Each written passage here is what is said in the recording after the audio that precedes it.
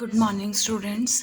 आपका next topic है geometrical interpretation of the components of strain. Strain के आपको कंपोनेंट्स फाइंड आउट करने हैं ज्योमेट्रिकली। देखो कंपोनेंट्स ऑफ स्ट्रेन क्या होते हैं। Strain is a deformation that is the change. और आपने प्योर डिफॉर्मेशन ई आई जे ए जे मीन्स आपके पास जो ई आई जे होता है इसे हम क्या कहते हैं, स्ट्रेन कहते हैं। ओके और ई आई जे के कंपोनेंट्स क्या होंगे, E11, E12, E13, E21, E22, E33, इस type E23 and up to so on 9 components होंगे। तो ये कंपोनेंट्स आपको ज्योमेट्रिकली क्या करने हैं, इंटरप्रेट करने हैं। सबसे पहले हम ज्योमेट्रिकली इंटरप्रेट करेंगे E11 की वैल्यू।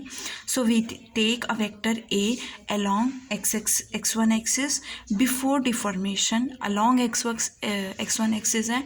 सो बिफोर डिफॉर्मेशन आपके पास इसके कंपोनेंट्स क्या होंगे, y और z क्या होगा, 0 होगा। So a vector is equal to A1, 0, 0।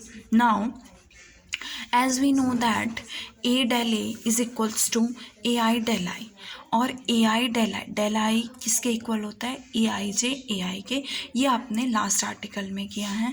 अब I को भी 1 पुट करना है और J को भी 1। So we gate E11 A1 A1 A1 and यहाँ से आपके पास E11 A1 स्क्वायर आएगा।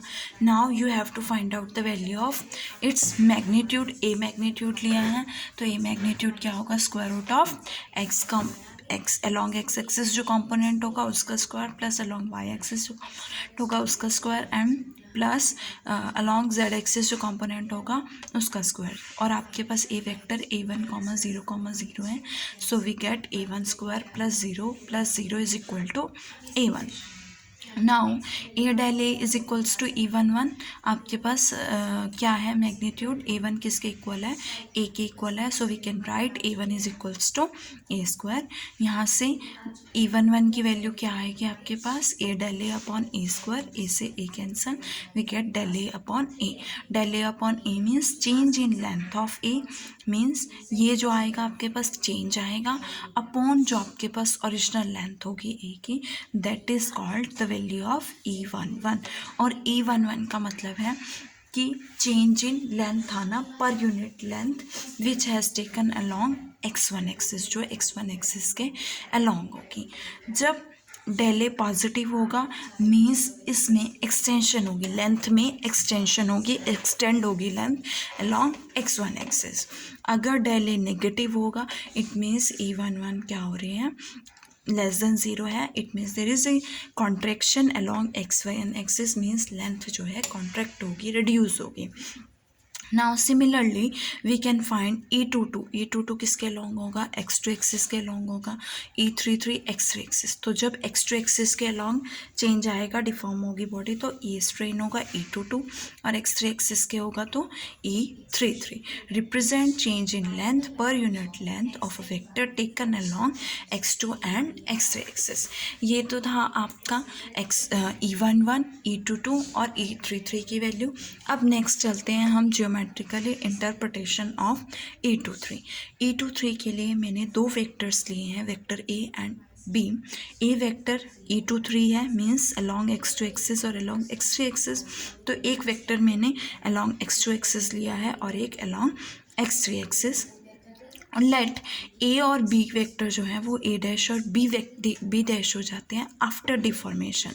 नाउ अगर ए के कंपोनेंट्स जो हैं अलॉन्ग x2 एक्सिस है तो इसके कंपोनेंट्स क्या होंगे, 0, A2, 0 and components of B क्या होंगे, बिकॉज ये x3 एक्सिस है तो 0, 0, B3। और लेट डेल ए जो है वो चेंज इन ए है और डेल बी जो है वो चेंज इन बी है ड्यू टू डिफॉर्मेशन।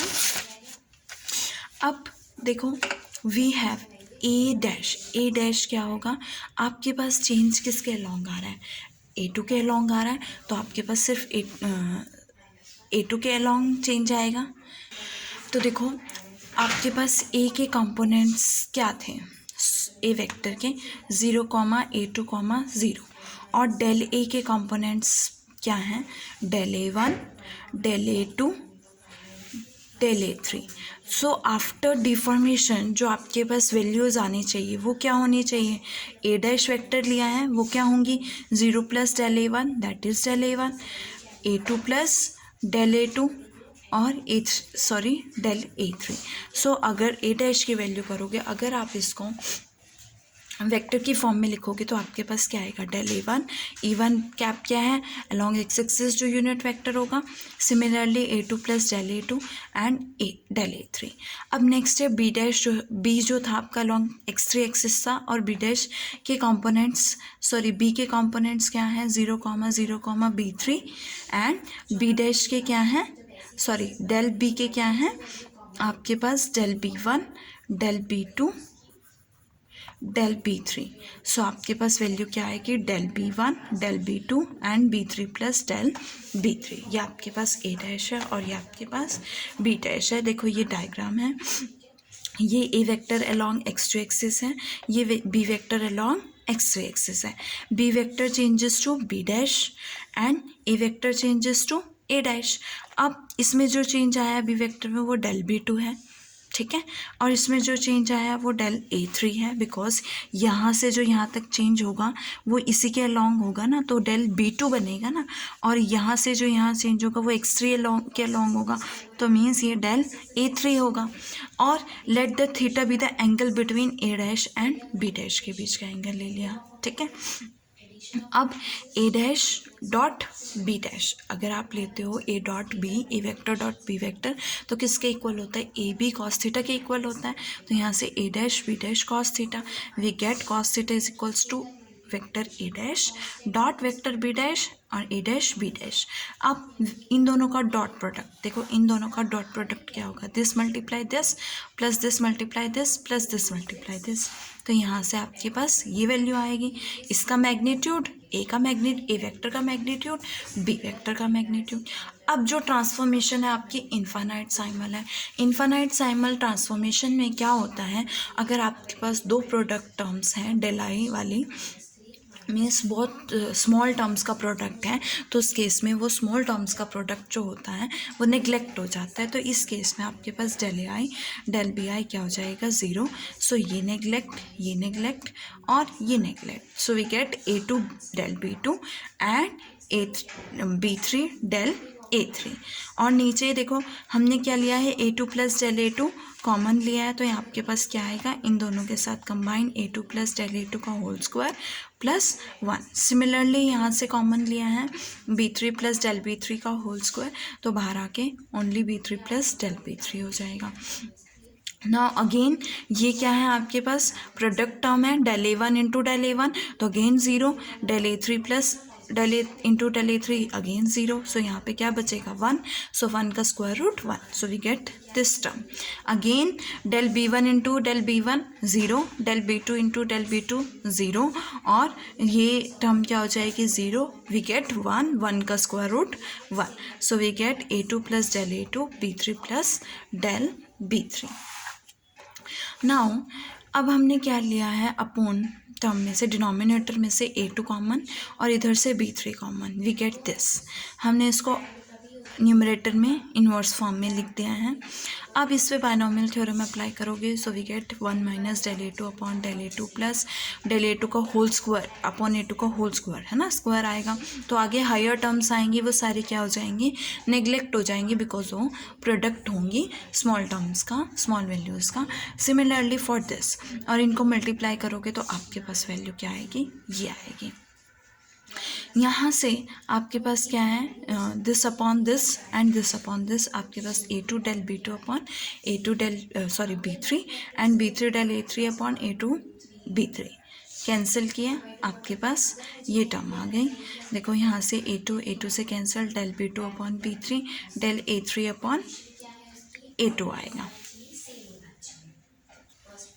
देखो ये 1 के साथ, अब आपके पास लेट ये टर्म है आपके पास, है ना, del A2 upon A2 minus del B3 upon B3। अगर आप इसको सॉल्व करते हो, पहले 1 से मल्टीप्लाई करोगे, ये पूरी term same as it is आ जाएगी। इसके साथ जब मल्टीप्लाई करोगे, ये अगेन प्रोडक्ट टर्म नेग्लेक्ट हो जाएगी, जब इसको इसके साथ मल्टीप्लाई करोगे अगेन प्रोडक्ट टर्म नेग्लेक्ट हो जाएगी। And similarly for this, so we get only this value, ये आई आपके पास कॉस थीटा की वैल्यू।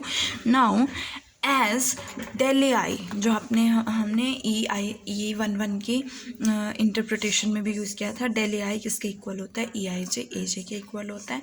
और आई को 3 पुट करोगे तो E31 A1, E32 A2, E33 A3। अब यहाँ से आपके पास A1 और A3 क्या है, 0, तो ये टर्म 0, ये term 0। We get E32 is equals to del A3 upon A2। And similarly del B2 is equals to आपके पास E23 B3 आएगा, और E23 del B2 upon B3 आएगा। अब यहाँ से ऑल्सो E23 E32 के इक्वल होता है ना, हमें पता है ना, स्ट्रेन टेंसर जो होता है वो सिमेट्रिक होता है, E23 E32 के इक्वल होता है। और फ्रॉम इक्वेशन 2.13 आपके पास ये वैल्यू E23 की है, और ये E23 की है, और ये ये E32 की है, और ये E23 की वैल्यू है। और यहाँ से आपके पास क्या आएगा, E23 plus E32 twice of E23।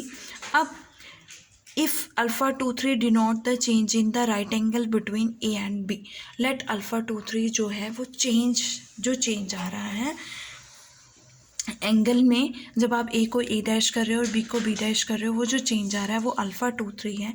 Then in that case alpha 23 is equals to क्या होगा, पाई बाय 90 में से वो थीटा एंगल माइनस करोगे, है ना, 90 में से थीटा एंगल माइनस करोगे जो आपका ए डैश और बी डैश के बीच का एंगल है। So we get theta is equals to pi by 2 minus alpha 23। तो यहाँ से ये वैल्यू इसमें पुट करोगे, सब्सटीट्यूट करोगे, तो आपके पास 2E23 आएगा, और ये cos pi by 2 minus alpha 23 sine alpha 23 is equals to 2E23। अब sine E23 is so small and deformation is sine infinite sine. आपको पता है कि अगर एंगल जो है साइन अल्फ़ा जो है, अगर साइन थीटा में थीटा एंगल वेरी स्मॉल होता है तो साइन थीटा अप्रॉक्सीमेटली थीटा के इक्वल होता है। तो in that case also sine alpha 23 is approximately equal to alpha 23। Hence, a positive value of twice of E23 represent a decrease in right angle between the vector A and B, which were initially directed along the positive direction of x2 and x3 axis.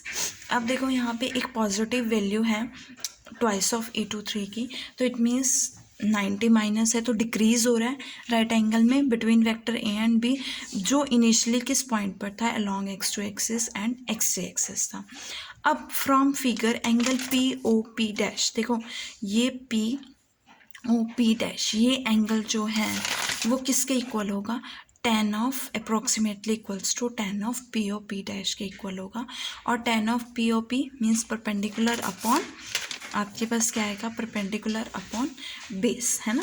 So base क्या है आपके पास, A2 है, और perpendicular क्या है, del A3 है।